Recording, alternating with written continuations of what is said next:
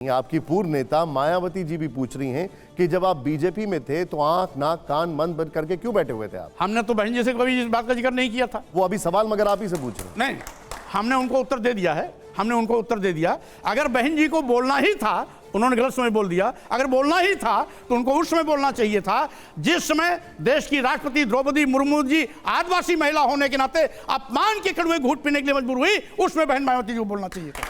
बहन जी को उसमें बोलना चाहिए था जिसमें तत्कालीन राष्ट्रपति को ब्रह्मा मंदिर में जाने से रोक दिया गया और राष्ट्रपति को अपमानित होकर के लौटना पड़ा था। बहन जी को उस समय बोलना चाहिए था। आप मुझे इतना समझाइए कि आपको साधु संतों से इतनी दिक्कत क्या है?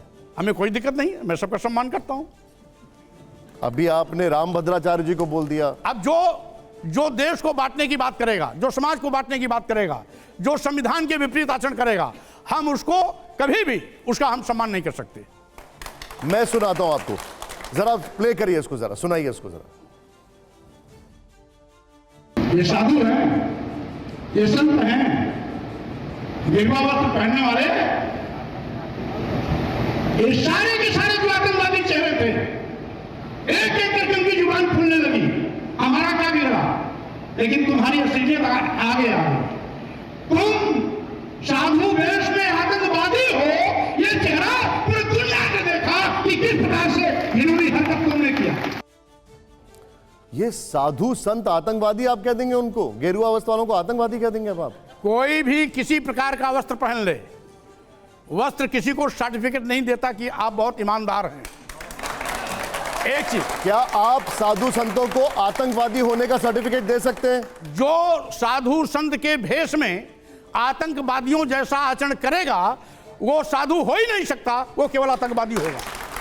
क्योंकि जिनको इंगित करके मैंने कहा था, ऐसे साधु संत के भेष में कोई स्वामी प्रसाद मौर्य का स्तर कलम करने का फतवा जारी करता है, कोई हत्या करने की बात करता है, कोई सिर काटने के लिए 51,21 करोड़ की बात करता देने की बात करता है, कोई जीभ काटने की बात करता है, कोई हाथ काटने की बात करता है, कोई नाक कान काटने की बात करता है।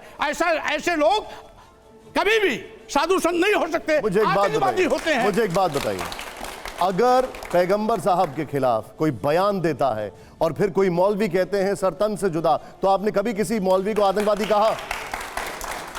आपने कभी किसी मौलवी को आतंकवादी कहा, किसी मौलाना को आतंकवादी कहा आपने? जो भी आतंकवादी कृत्य करते हैं वो आतंकवादी होते हैं। उदयपुर में कन्हैया का सर कलम कर दिया गया, आपने कहा आतंकवादी? आप ये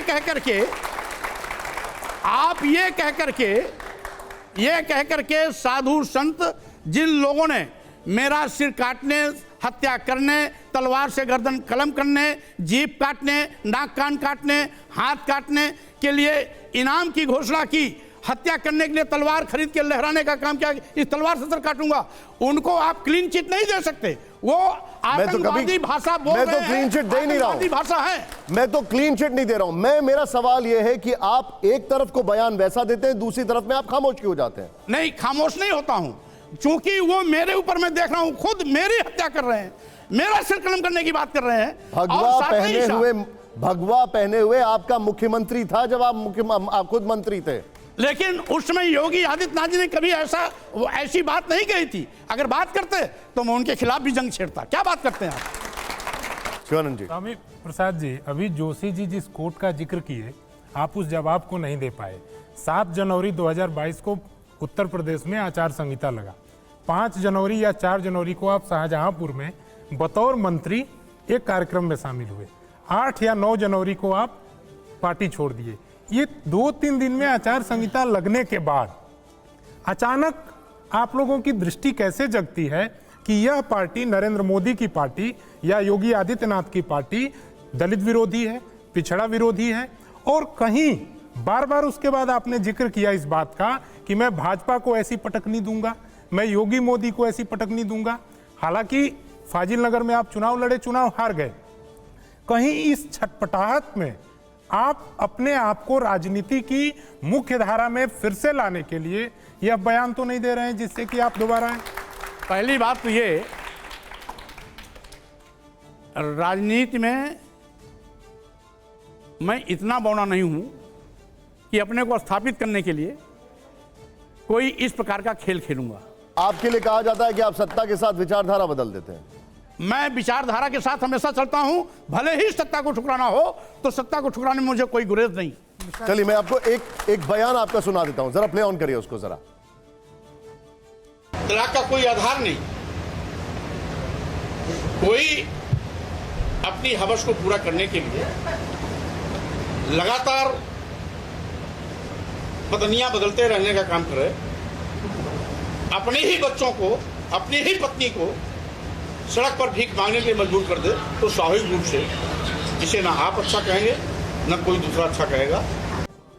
आप कहते हैं कि वो अपनी हवस पूरी करने के लिए, ये 3 तलाक पे जब बहस चल रही थी तब आपका ये बयान था, क्या आप अभी भी इस विचारधारा पे कायम पहली हैं? बात तो इस प्रकार का कृत्य कोई भी करे, कोई भी करे, हिंदू हो, मुसलमान हो, सिख हो, ईसाई, कोई भी करे, भाई 3 पत्नियां रखने तक उनके यहाँ राइट है मुस्लिम समाज में।